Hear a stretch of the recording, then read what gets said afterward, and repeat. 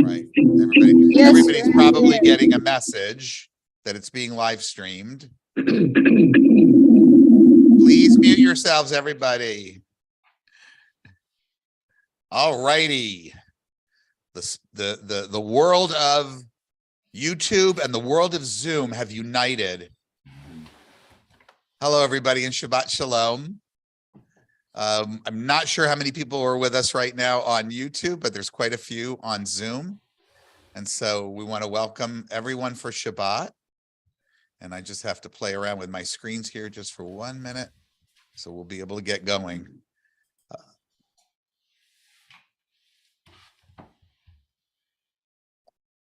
All right, how's that look? Yeah.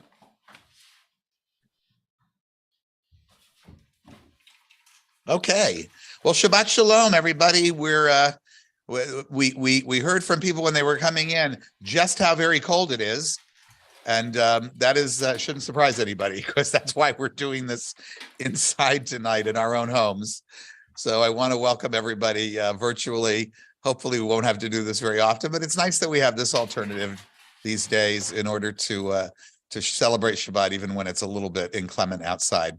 Our readers tonight are Rabbi Miriam Jerris, Lonnie Fleischer, and Mark Lipson. This Monday is Tu B'Shvat, which is sometimes called the birthday of the trees, which over time has also become a kind of a Jewish Earth Day. We'll be doing some lobbying with some of our members of the congregation on Monday with Senator Peters about some legislation that's pending, and we're looking forward to that. The holiday itself is relatively recent as a holiday. It was originally a tax day. If you're depending on the crops you grew, after they passed 1 year at sort of April 15th, the tax date, and this is the 15th day of the month, but not April. That's when you started to have to pay your tax on your fruit. And over time, it became a land appreciation day with mystical connotations that are not as interesting to us as humanistic Jews. But it's a good time for us to think about the environment. So I just wanted to, in advance, wish everybody a happy Tu B'Shvat. We'll be celebrating it with the families on Sunday in the Spinoza program. All right, let's begin this reading before we light our candles. Where the world is dark with illness, let us kindle the light of healing. Where the world is bleak with suffering, let us kindle the light of caring. Where the world is dimmed by lies, let us kindle the light of truth. May lighting this flame inspire us to acts of goodness that illumine all the world. May the mitzvah of lighting our Shabbat candles remind us to sanctify life with the power of light.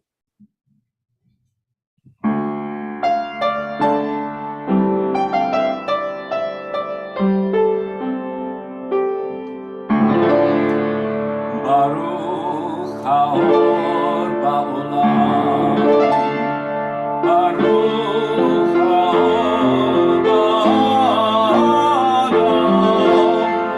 Baruch haor b'shalom, Baruch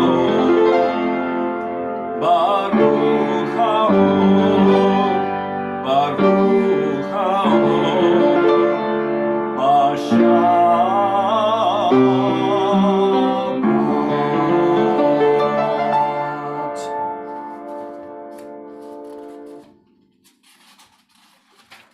The desire for spirituality, in the sense of a dimension to life extending beyond the rational, a life dense with profound experiences, manifests itself in love, art, and faith. All three are mental, spiritual concepts with the power to lift a person out of routine and beyond the boundaries of the ego, beyond an exclusive concern with satisfying bodily needs and appetites. Love for an individual or community, for a people or all humanity, evokes a feeling of rising to some higher level and spurs us to do things unconnected to any material advantage. It can even lead us at times to act to our material disadvantage. The feeling of being part of a family or community is one of the most basic expressions of solidarity with the other and the human need for a bond that comes with no strings attached.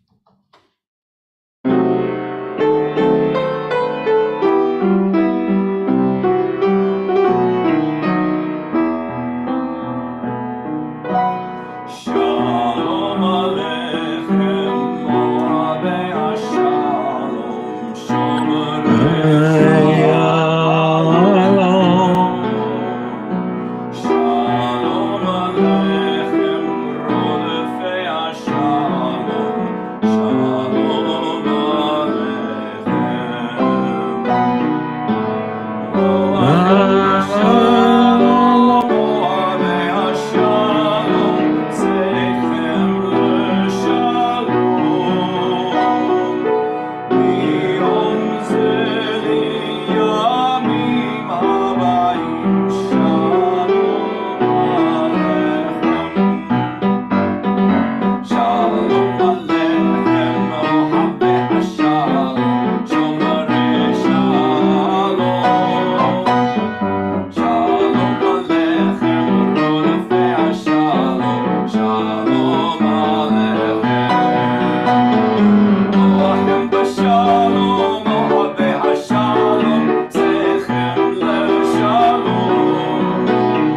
Biyom ze liyamim habayim, Shalom Aleichem.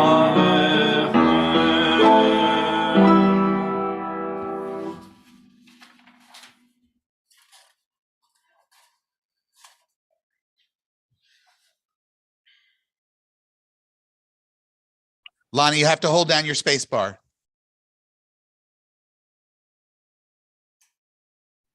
Is that okay? Yes. Oh, okay. I'm sorry, I didn't know that. Albert Einstein spoke of the meaning of things. There is a feeling of awe at the scheme that is manifested in the material universe. It does not lead us to take this step of fashioning a godlike being in our image, a personage who makes demands of us and who takes an interest. Oh, there it's on the screen. I forgot. Who takes an interest in us as individuals. There is in this neither a will nor a goal nor a must, but only sheer being. For this reason, people of our type see in morality a purely human matter, albeit the most important in the human sphere. And thus, he observed, from the standpoint of daily life, there is one thing we do know, that we are here for the sake of each other. Above all, for those upon whose smell and well-being our own happiness depends, and also for the countless unknown souls with whose fate we are connected by a bond of sympathy.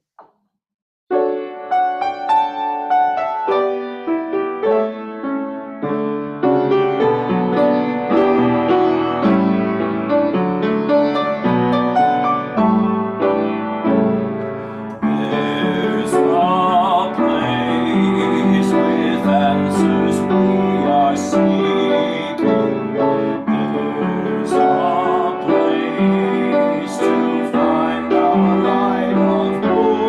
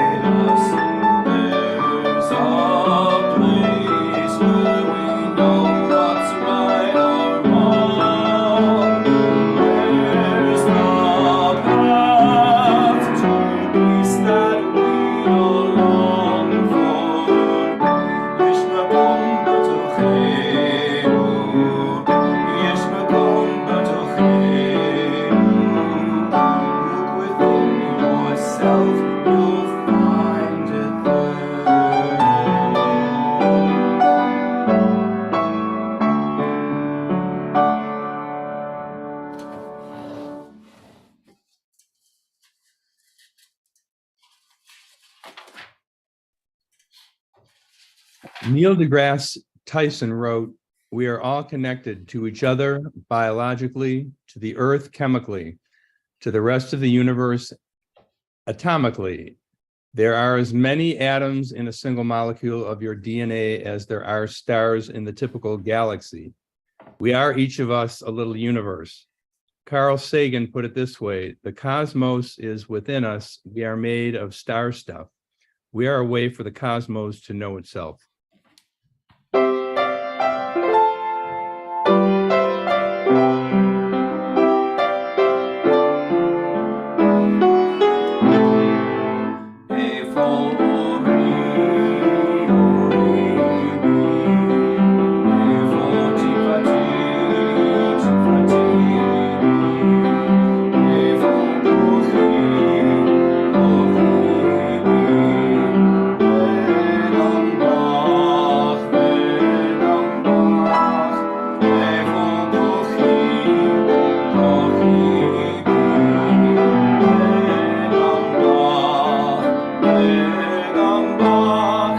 Where is my light? My light is in thee. Where is my hope? My hope is in thee. Where is my strength? My strength is in thee. And in you, and in you. Where is my strength? My strength is in thee. And in you, and in you.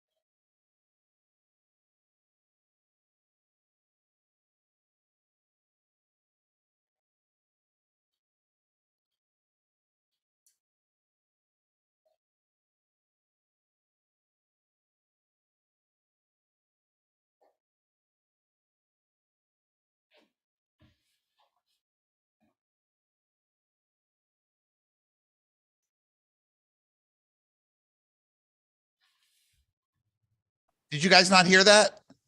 No. Oh dear. Didn't hear a single thing.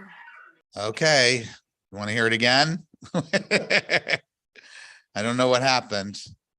We'll try to do it again. Yeah. Let's try that again. Images. The spacecraft was 3.7 billion miles away from Earth, so far away that it took each pixel 5.5 hours, traveling at the speed of light to reach us. From this distant vantage point, the Earth might not seem of any particular interest. But for us, it's different. Consider again that dot. That's here. That's home. That's us. On it, everyone you love, everyone you know, everyone you ever heard of, every human being who ever was, lived out their lives. The aggregate of our joy and suffering, thousands of confident religions, ideologies, and economic doctrines, every hunter and forager, every hero and coward, every creator and destroyer of civilization, every king and peasant, every young couple in love, every mother and father, hopeful child, inventor and explorer, every teacher of morals, every corrupt politician, every superstar, every supreme leader, every saint and sinner in the history of our species lived there on a mote of dust, suspended in a sunbeam. The Earth is a very small stage in a vast cosmic arena. Think of the rivers of blood spilled by all those generals and emperors, so that in glory and triumph they could become the momentary masters of a fraction of a dot. Think of the endless cruelties visited by the inhabitants of one corner of this pixel on the scarcely distinguishable inhabitants of some other corner. How frequent their misunderstandings, how eager they are to kill one another, how fervent their hatreds. Our posturings, our imagined self-importance, the delusion that we have some privileged position in the universe are challenged by this point of pale light. Our planet is a lone speck in the great enveloping cosmic dark. In our obscurity, in all this vastness, there is no hint that help will come from elsewhere to save us from ourselves.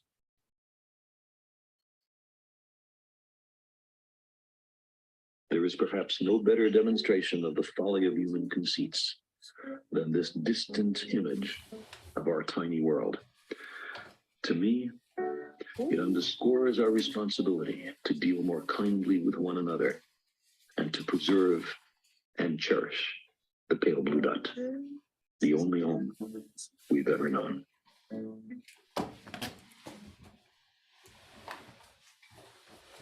All right, there we go. Sorry about that.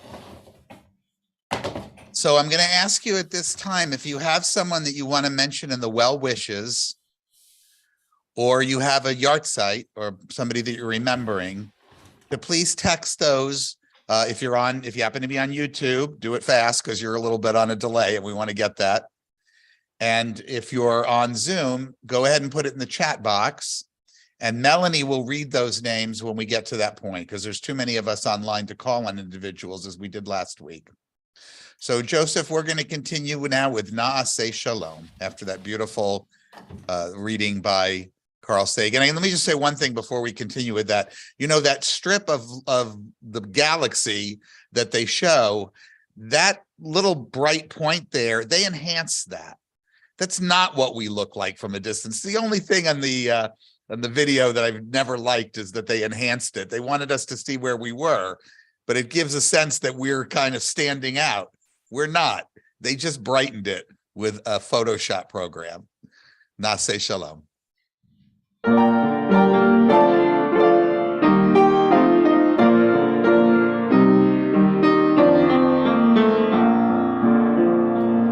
Na'aseh shalom, shalom ba'olam. Na'aseh shalom aleinu. Ve'akol ha'olam eimru shalom.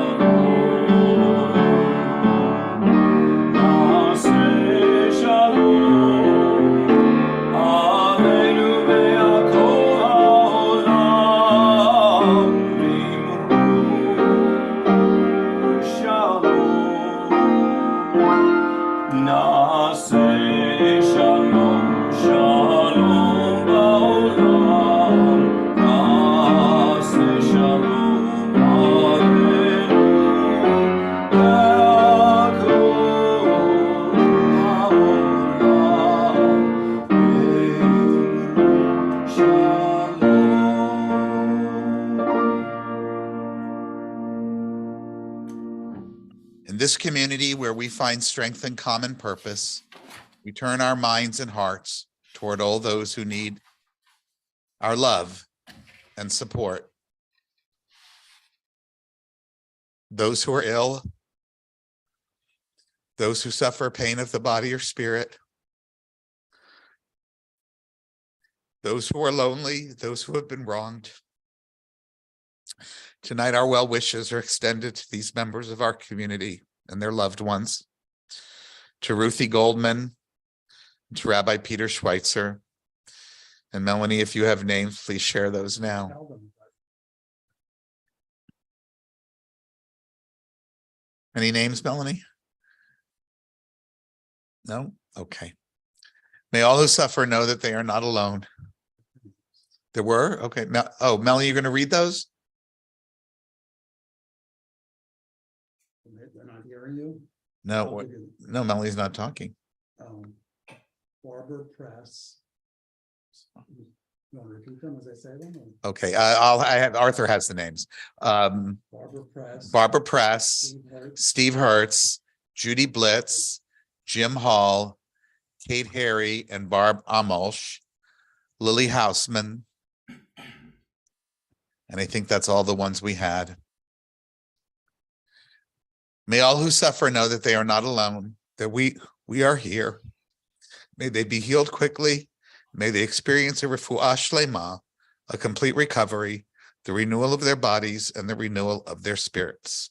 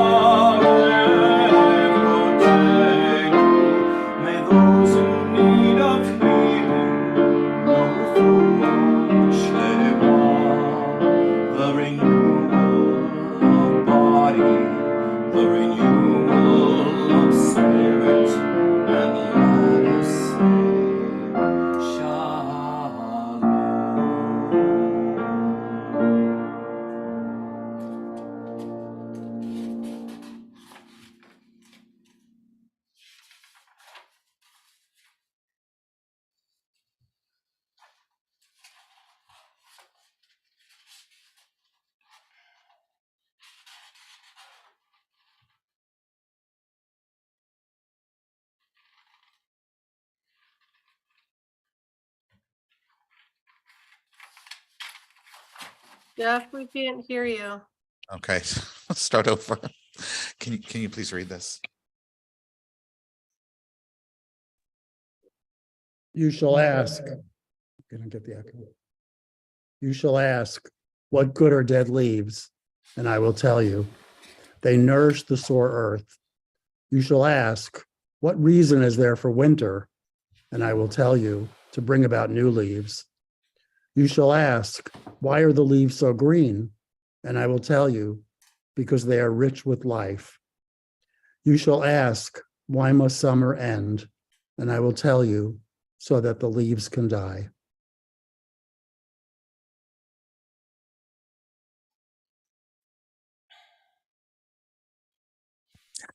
Our thoughts turn to those who are no longer with us, our own loved ones, those whom our friends and neighbors have lost, the martyrs of our people whose graves are unmarked, and those of every people and nation whose lives have been a blessing to humanity. As we remember them, we meditate on the meaning of love and loss, of life and death. We recall now our loved ones whom death has recently taken from us, those who died at this season in years past, and those whom we have taken into our hearts with our own. Tonight, We mourn the recent deaths of congregants Joe Gaden and our friend and Judith Schneider and Ruth Schnee Adler, Yehi Zichram Livracha, as we also observe the yard sites of Mel Barclay, Ann Coburn, Anna Dennenberg, Richard Dreyfuss, Louis Lasky, Matthew Leiter, William Lipson, Marcia Miller, Shirley Rose, Richard Scala, Donald Surratt, and Rosalind Walker. Yehi Zichram Livracha. Oh, there was two names also to add to that list: Pat Mistretta and Mike Beltzman. Yehi Zichram Livracha. May their memories provide a blessing to those who face life in their absence. If you can do so, well, you can. I get so used to saying the same words, but if you want to rise, you can. You don't need to. We're all at home, but we'll say together as best we can the humanistic Kaddish. Nit Gadal v'nit Kadash b'ruach ha'adam. Let us dignify and ennoble all people in the spirit of our shared humanity. Let us acclaim the preciousness of life. Let us show gratitude for life by approaching it with reverence. Let us embrace the whole world even as we wrestle with its parts. Let us each in our own way take up our share in serving the world and seeking truth. May our commitment to life help us to strengthen healing of spirit and peace of mind. May justice and peace permeate and comfort the house of Israel and all those who dwell on earth. And let us say, Ken Yehi, may it be so. So let's continue. I'm going to just do a little housekeeping here. Okay, we're ready to continue. So I'm sure that most, if not all of you, at least those of you who live in Southeast Michigan, have had the opportunity to get to know our speaker tonight, because he's not just a guest speaker, he is also a wonderful new congregant. I guess not so new anymore, but in our congregation, you're new if you came after 1966. So we just have that history. But Bruce and Cindy have been an amazing addition to our congregation, and Bruce has also brought with him already once before his wisdom that professionally gained, and tonight he's going to present to us on a topic that I'm very glad is actually coming to be part of the world of liberal Judaism. My kids growing up Orthodox spoke about Musar all the time, and they talked about the Midot all the time. And I was always a little sad that this was not something that was a larger part of our humanistic discussion. I think it should be part of all Jewish vocabulary. And so he's going to let us know all those things that I just mentioned and more. He is professionally a board-certified clinical health psychologist. Until 2019, he was the director of psychology and chief of pain management at Beaumont. For Beaumont Health throughout. Currently, he maintains a part-time clinical practice specializing, as he does, in chronic pain, coping with chronic health conditions, promoting resilience also among healthcare professionals. Bruce holds his PhD in clinical health psychology from West Virginia University and completed his internship in clinical health psychology at the Mid-Missouri Health Sciences Psychology Consortium in Columbia, Missouri. He has close to 40 years of experience providing clinical services, teaching, and conducting research. He served as the chair of the Pain Psychology Task Force for the Michigan Psychological Association and as president of the Midwest Pain Society. That's just, of course, a small number of his accomplishments. We're going to spotlight him for everyone. So if you're not muted, please make sure you are, so that we have him front and center in our presentation. And ladies and gentlemen, I'd ask you to applaud, but you can do this like the young people do. As we welcome this wonderful talk by Jeff, Bruce about Musar. Jeff, stop sharing your screen. Oh, there we go. Okay, never mind. Good. Thank you. And I hope everybody can hear me okay.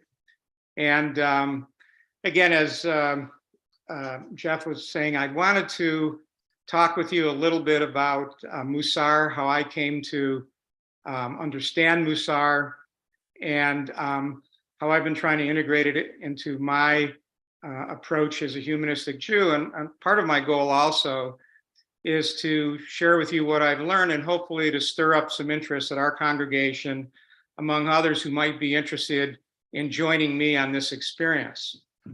A little quick background. From 1968 to 1972, when I was an undergraduate, I was pretty actively involved with the birth of humanistic psychology, humanistic psychotherapy, and encounter groups. And at that time, I was very much involved with the whole interest and experience of looking within. I also was very interested at that time in developing an integration of Western and Buddhist ideas towards personal wellness and personal development. And coming forward, and I've always been very interested in the internal world. For the few of you that might have ever read my poetry, you can know that I'm constantly struggling to figure out how to be a good person and how to deal with the challenges, both externally, but also internally within myself as a human being. And then about 3 years ago, when the pandemic hit, I really launched myself into a real thirst to study and understand Jewish history and to really understand what was my role in the Jewish world, and especially in my the new home that Cindy and I have with the Congregation for Humanistic Judaism. And I came upon, really about 18 months ago, as I was studying different texts in Jewish history, I came upon Musar. And as soon as I began looking at Musar, which I'll talk with you a little bit about, it really just like clicked with me, because in a way it was very aligned with the things I just mentioned. My interest in the inner world, my interest in working hard to be a good person and to improve my relationships and improve the world in as many small ways as I can. So I've read many books. I've been practicing on my own for about 18 months. Recently, I completed an online self-directed class through the Musar Institute, which I'll mention later. And starting in March, I signed up for actually a Zoom group study with some of the leaders of the Musar Institute to learn more about studying this as an individual. So we can go to the first slide. And there's different views of Musar in terms of interpretation, but generally Musar is thought of as moral or ethical conduct, instruction, or discipline. And it really has a 1,000-year history of writing. And many scholars over the years, starting really in the 11th century in Spain, really were trying to understand, why is it so hard for individuals to be good and virtuous despite their study of Torah, Talmud, and focus on tradition? Why is it so difficult? And this is something that's been pondered for many years. And the writers in Musar have been roused by this apparent discrepancy between knowledge that can come from study and the behaviors of those who profess to study the Torah and the Talmud. And they've noticed that despite commandments, guidelines, and laws within Jewish texts, they can still be very hard to be a person of integrity and honor. And Musar it's a Jewish spiritual practice that provides very concrete, which we'll go over, instruction on how to live a meaningful, emotionally healthy, and ethical life by working on specific soul traits, or midot. And we'll talk a little bit about that methodology. And it's very rigorous. It's very rigorous in terms of studying how we experience different soul traits within ourselves and making a commitment to improve those so that we evolve as an individual and that we improve our relationship with others and improve the world. Next slide. Alan Marinis, who was really in the 1980s, started the Musar Institute and has written a real lot and really has brought the Musar ideas into our modern era. Really talked about, in his experience, that most of us growing up, even though there was attendance at services, study of the Torah, completing bar bat mitzvah, going to celebrations and festivals, there really wasn't a specific focus on the inner world of the individual. Next slide. And we do know, for example, from Rollo May, one of the great leaders of the original of the humanistic movement and humanistic psychology, that it's so important that we be able to look at ourselves, that we be able to find ourselves and undo the fear of looking within. Okay, next slide. So let's talk a little bit about Musar. Again, as we said, Musar is about developing these inner soul traits, which we'll talk about. And I want to talk with you about the traditional rationale, why people studied Musar, and then give you a little take on a humanistic perspective. Next slide. And as Rabbi Jeff had said, most of the Musar work in the literature really comes out of non-humanistic Judaism, or really from the Reform Reconstructionists up through conservative, Orthodox, ultra-Orthodox. They have been much more involved in terms of the writing. And generally, the rationale for Musar development was by an individual working on their inner character and making a commitment to expand the health of their inner character, that they were actualizing the holiness that comes from their relationship to God. And so that is a very important part, is that a connection to God, that their belief is that God gave us the opportunity to work over the course of our lifetime to enhance our inner holiness through the development of these identified soul traits, which we'll discuss. There's probably been 30 or 40 soul traits identified in the literature over the last 1100 years. Next slide.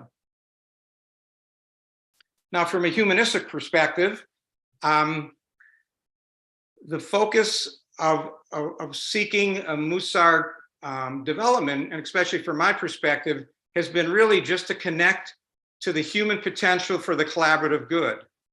So again, a humanistic perspective, a Musar is not focused on a higher belief in a higher power, but it's to study and practice these character development aspects to actualize our inner goodness, and thus pay homage to the wonder that the cosmos has provided to us. Next slide. Okay, so a little bit more on Musar. As I mentioned, there have been writings really since the 10th century in Babylonia, 11th century Spain. Historical books like Book of Beliefs and Opinions, Duties of the Heart, and even more writings again in the 18th and 19th centuries. Primarily prior to the early to mid 1800s, Musar study was very much an individual endeavor. So if somebody had an interest in working on their inner soul traits, and they felt that that was important to their integration as a Jew, to integrate their study of Torah and Talmud, they would follow that.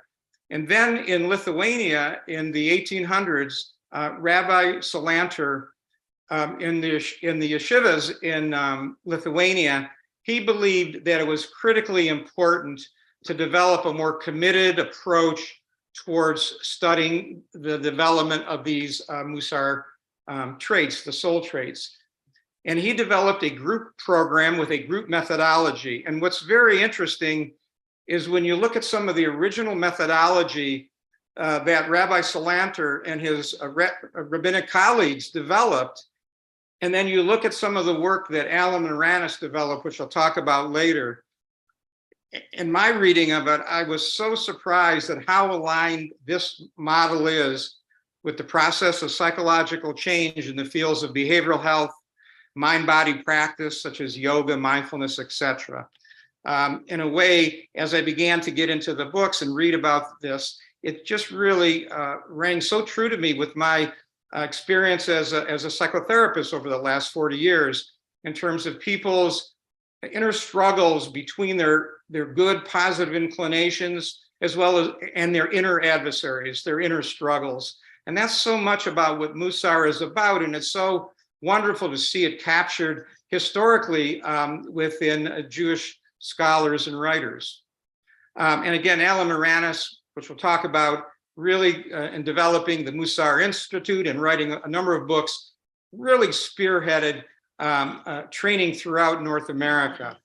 And Alan's perspective Again, it's a belief in a higher power, but he believes that God placed us on this earth to live a life of curriculum, to identify how to improve our inner qualities, our inner menshness. And we all have an inner curriculum, which may take a lifetime. Where we as humanistic, and for me in my study as a humanistic Jew, again, the driving force is this humanistic belief that we are all inner good and connected. And that's really what has driven my study. Next slide. Okay, this is just an example. Here we have books from 1070, 1740, and recent books. Next slide. Rabbi Ira Stone, Greg Marcus. There's a lot of literature out there to study and to look at. Next slide. So let me unpack a little bit about some of the essence that I'm learning from the Musar teachings. The writers of Musar, both historically as well as contemporarily, say that we are a soul. That's our given nature, our given essence. And they believe that the soul includes all of these components: personality, emotion, talents, etc. And they split in the literature that the soul has three components: an inner essence, a source of animation or vigor, and then traits or moral virtues. And then what they talk about is that we all, that we're all born with these traits. So again, probably 30 or 40 traits have been identified over the 1100 years.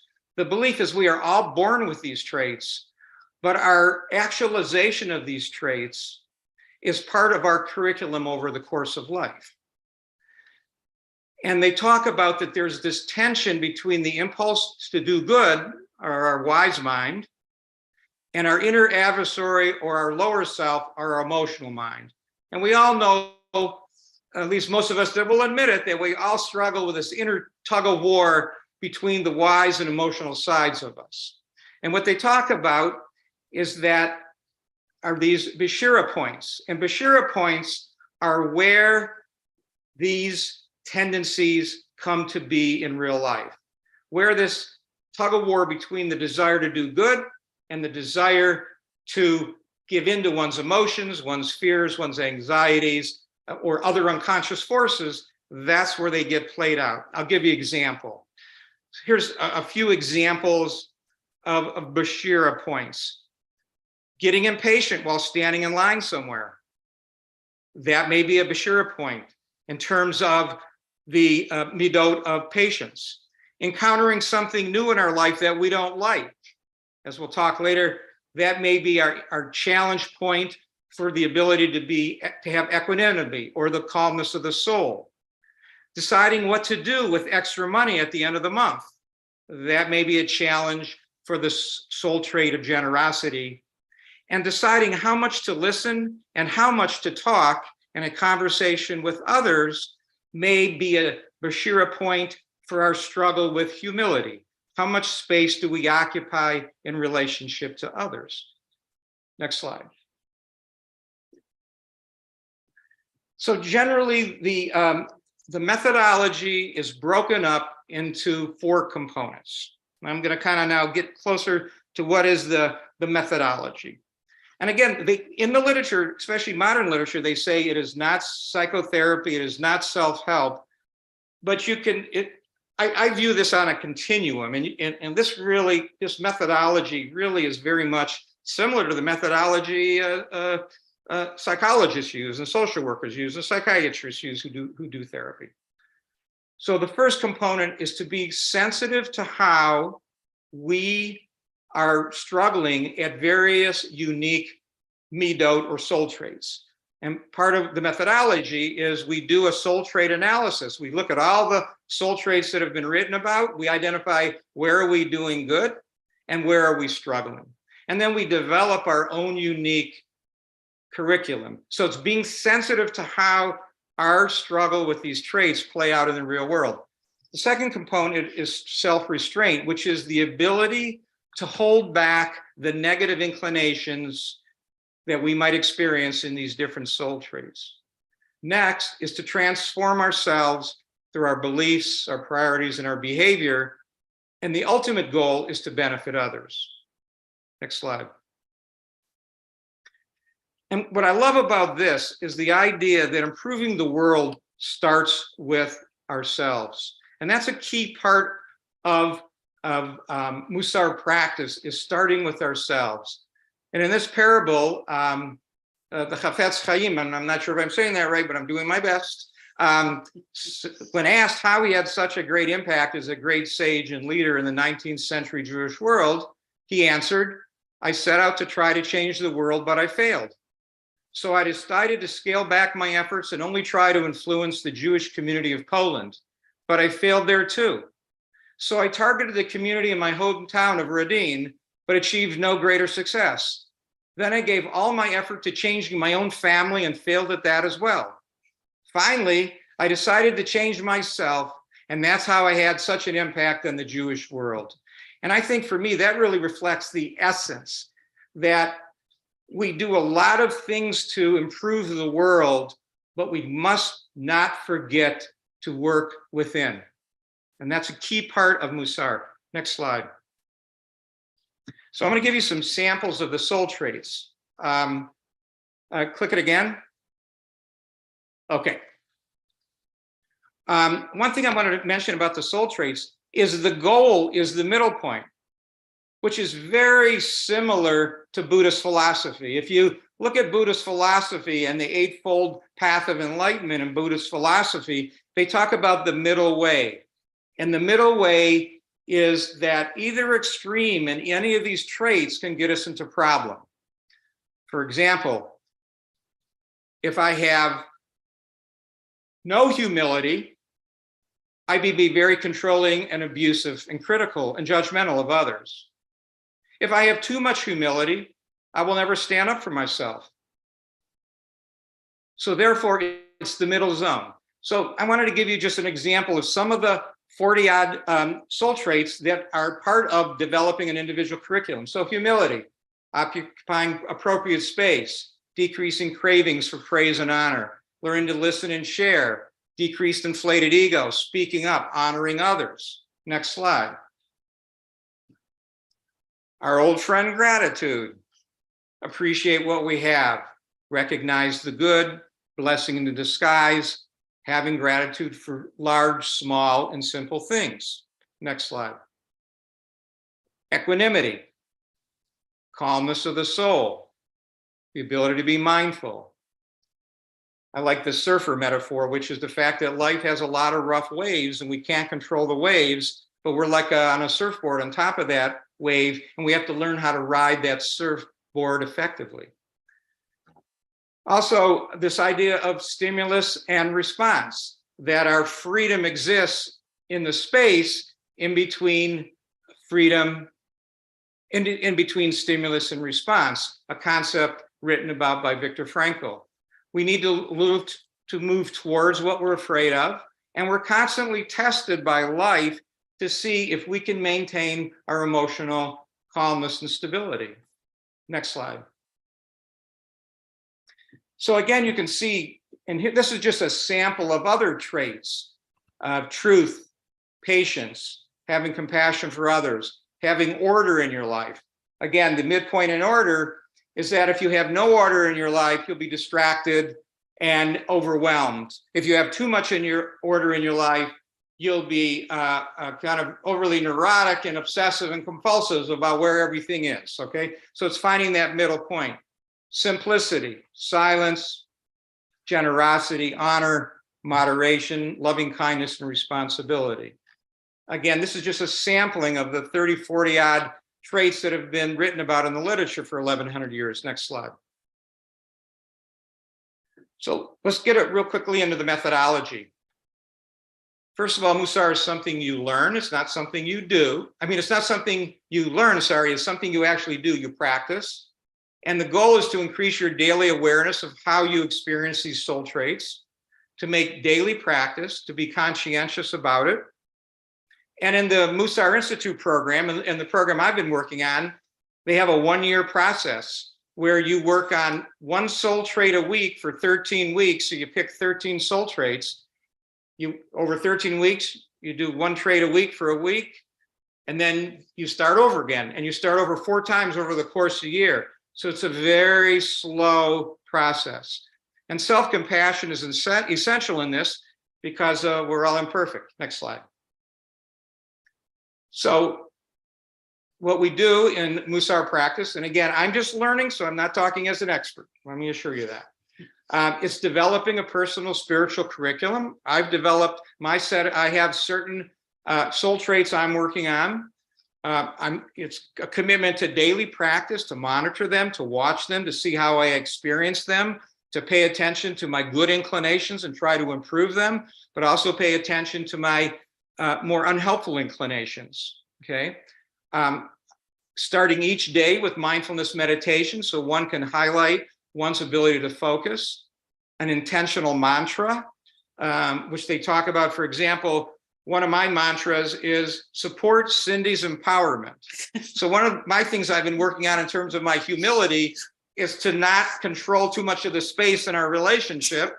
And so my mantra, which I say when I'm working on that one, which is most of the time, is support Cindy's empowerment. And they also, there can be visualizations. So a visualization might be, for me, might be seeing myself coping with something that might trigger my anxiety later that day, okay? Another thing is using a journal to document the experience. They talk about doing it at night. I tend to do it early in the morning, working on one soul trait at a time. And especially at a couple of the institutes, which I'll mention, they have VOD or a group study where they really find that doing this as a group together really augments the experience. Next slide.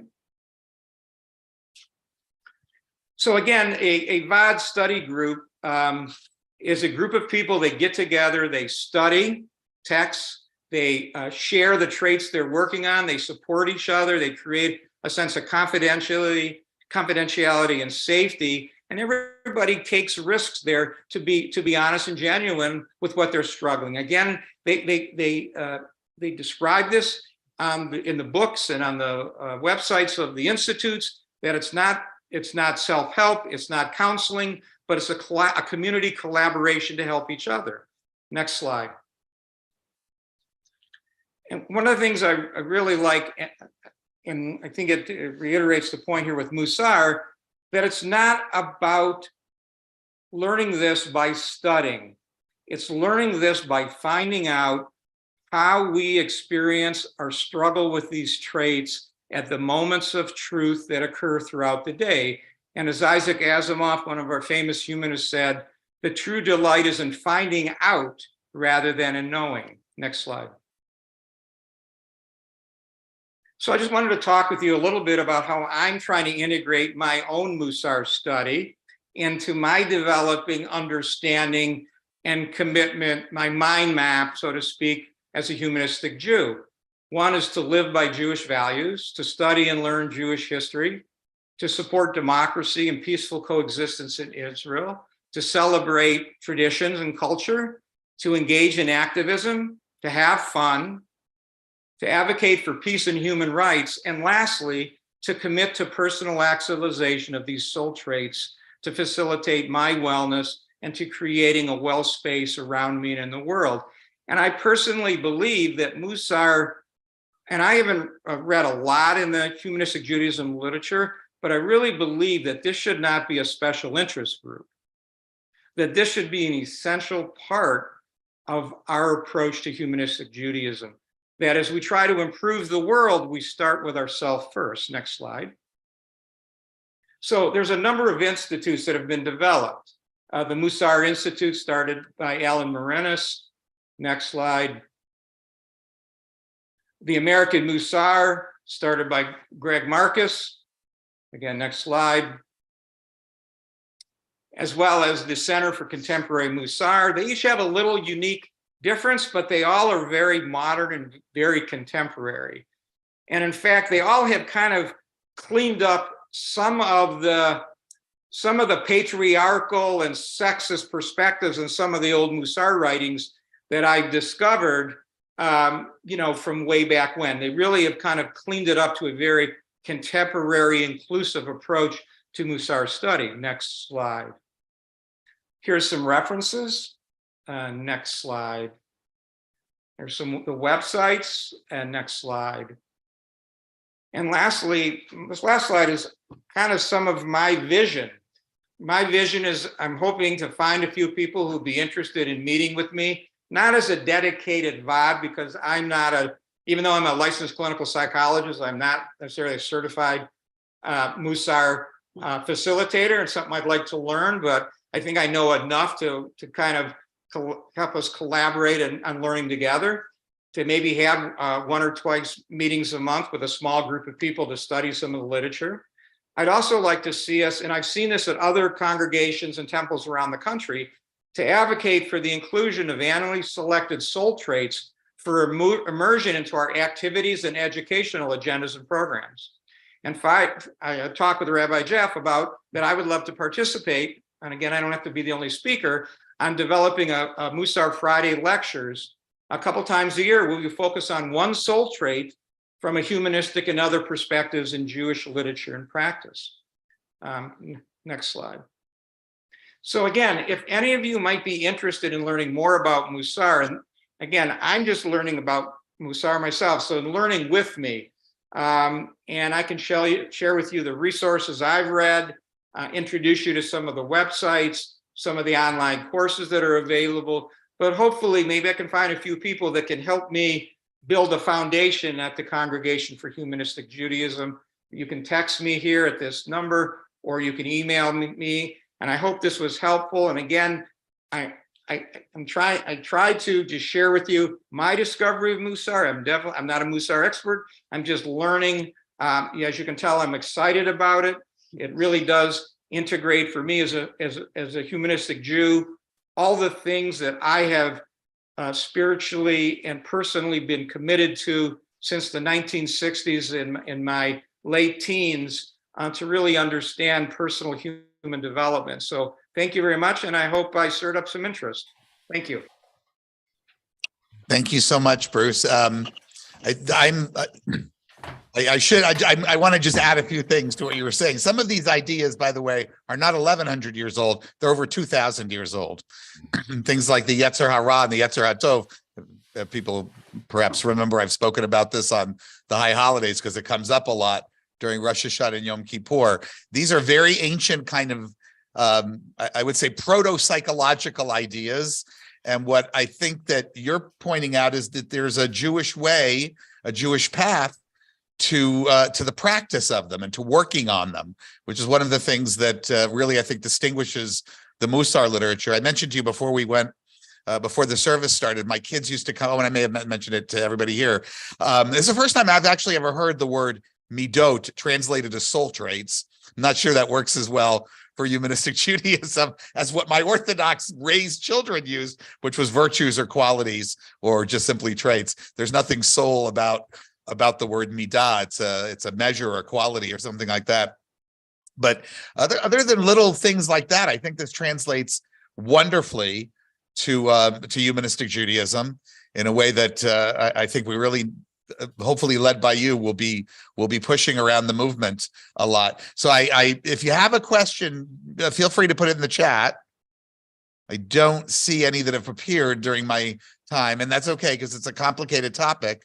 What I would really like to do is to get back to you all and let you know when we're going to schedule a longer conversation introduction to getting some of this started. Because as Bruce said, very, very correctly, if humanistic congregations aren't dealing with this, then we're not doing our job in the practice of humanistic Judaism. It is really a great framework. And the fact that it comes to us through you, a brilliant psychologist and also a committed humanistic Jew, I think that we may not only get something going here at our congregation, I think this is a movement-wide conversation that we can be having about it to take something that's really old and theistic, but it's also very contemporary and very well-suited to humanism. So thank you once again for introducing it. Nobody's chatted me any questions. Actually, Do we have it? You got some there? Melanie, it's go not ahead. a question, but I want to make sure Bruce sees that he has a good job, Dad. Yes, from I assume someone who is your child, Oh, and not thank just you. someone who who has adopted you as a father during the course of this conversation. Oh, yes, that's my daughter, Jane. Yes. Okay, good. Well, I'm That's so my glad she's daughter, joining Lindsay. us. I'm glad she's joining My us. daughter Lindsay, yes. And actually, Bruce and Ellen Horowitz, who are our friends in Columbia, Missouri, joined us there as well. Ah, great, great. Well, one of the beautiful things about being able to do this sometimes in the Zoom and now for the first time ever YouTube, and we had our little glitches, but I think it worked out. And the fact that we can preserve this lecture of yours and share it so widely, I think that that's going to be something that's an additional benefit. of Jeff, this can I horrible say cold. something? Can I Yeah, go say ahead. something? Go ahead, Tom. Hey, Bruce Musar. So isn't that doesn't that mean ethics? Actually, isn't that the Yeah. word that you're using? Ethics, right? Well, you know, from what I've read, it's been used in different ways, but the way I've interpreted is moral ethics. Yeah, that's that- exactly what it is. These midot are the directions on a moral compass.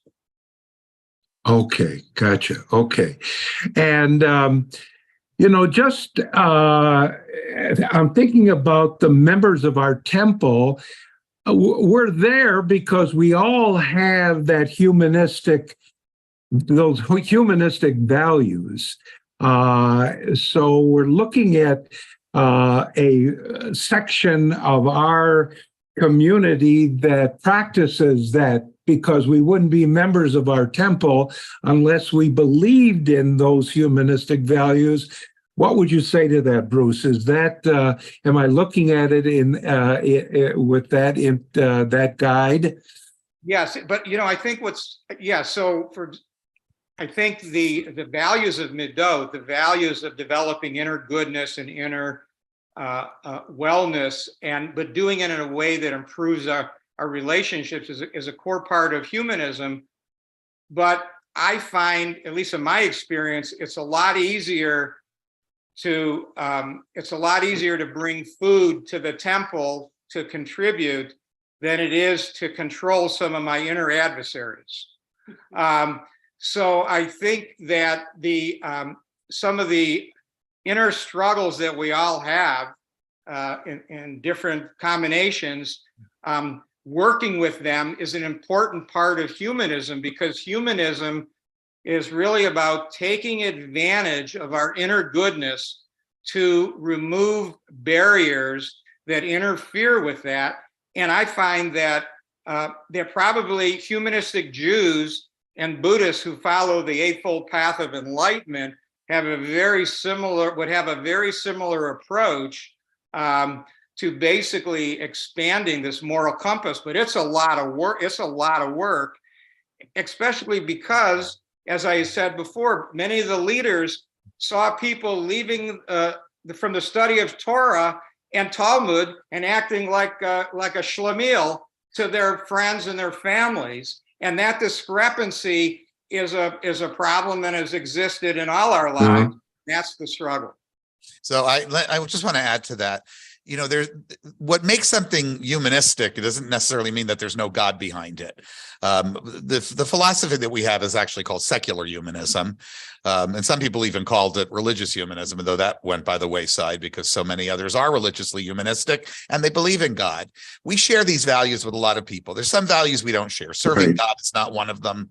Viewing these as duties to God, which is what Bachya Ibn Bakuda talks about in the Chovot HaLevavot, the duties of the heart, which is a classic Jewish philosophical text. But these are not necessarily, look, a good value is a good value, right? Right. It happens that Judaism, because it viewed serving God as being good to each other and not just as a theological practice, that Judaism crosses over in its value system, even very traditionally. And I have a lot of traditional people in my life with humanistic values. So it's fine for us to call them humanistic values, because I think that, as a humanistic congregation, we should be aware of the fact that we're not doing this in service to God. We are, as Bruce pointed out very eloquently at the beginning, we're doing this in service to humanity and ourselves, and each other. But what emerges from this is that sometimes we ignore the tradition and what it has to teach us. It is not a coincidence that many Jews have become humanists. I don't mean they all joined our temple. I mean that I have a reformer or conservative rabbi every 10 minutes telling me when I'm in their company that our values are the same. And that it's really just our approach to ritual and tradition and to whether or not we're doing this because people are created in the image of God or not, or we view it differently. To me, those things are immaterial if we're being good to each other. So yes, we want to be part of a congregation, but part of that means, why group up with each other? Why become a congregation and not just do these things on our own? It's because we give each other strength. When we do this. And I know Bruce says it's not just about learning, it's practice, but you have to learn what you're practicing first. And Jewish tradition and ritual, even ritual, have given us a vocabulary for this. Some of it we have to understand differently. We can talk about, we can certainly talk about bechira, making choices, because there's a million choice points in our lives. Maybe we don't talk about soul traits, perhaps, because soul has that sort of supernatural connotation that might turn some people off, although it doesn't have to. Right. It frequently does. But we certainly can talk about midot. My kids would do a midah every single month at their school growing up, where the school talked about it and emphasized it and found ways to teach children to do it. And I think that Bruce's re-injection, or maybe first-time injection, of this literature and this practice into humanism, while I've heard here and there of a humanistic rabbi or teacher doing a lecture and what have you, he's really got a plan for us. And I, as a rabbi, get excited by that, because that's what you want from your congregants, to initiate these things. Because there's no hierarchy of Jewishness. We're all equal there, even rabbis. So I hope that answers your question. It's doing more of what we should be doing and what we already do in a different way, on a different path, perhaps with a different set of tools and practices. All right, I'm going to thank Bruce tonight, and thank you all for joining us. It was lovely to be here. Thanks for once again putting up with my struggles with the technology. I continue to say that this should be much easier to use, but nobody at Zoom headquarters is listening to me. We're going to bring Joseph back. And we're going to conclude with a song that, by the way, by the way, has its roots in Hasidism, but also is a song that is that teaches a different value, a different one of the midot. I couldn't put a name on it, and maybe that'll be part of my job, is to learn the parts better. But read this translation. The whole world is but a narrow bridge. The main thing is not to fear it at all. We all got to live with each other. And since I'm choking, I'll leave you to figure out what the rest of that lesson is. Kol ha'olam kulo gesher tsar me'od, gesher tsar me'od, gesher tsar me'od. Kol ha'olam kulo gesher tsar me'od, gesher tsar me'od. Ha'ikar ve'ha'ikar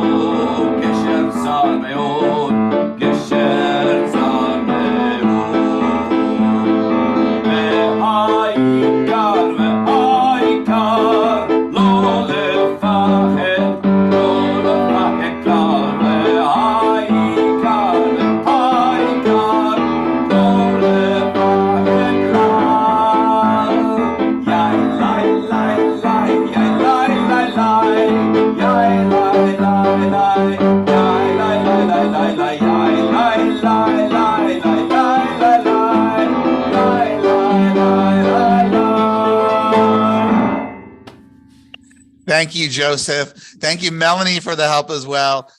Thank you, Bruce, for the incredible lecture and the wonderful learning. And thank all of you for joining us. We will be back in person next week, I hope. I don't see any reason why we won't. I will be talking about the Israeli judicial upheaval that's going on. Many of you have heard about it. There's no place on the planet where Netanyahu has gone that a world leader hasn't warned him about this. We should be very worried that half the Jews in the world at some point may be under quite the autocracy if this goes through. I'll tell you why next week. Shabbat shalom, everybody. Shabbat shalom.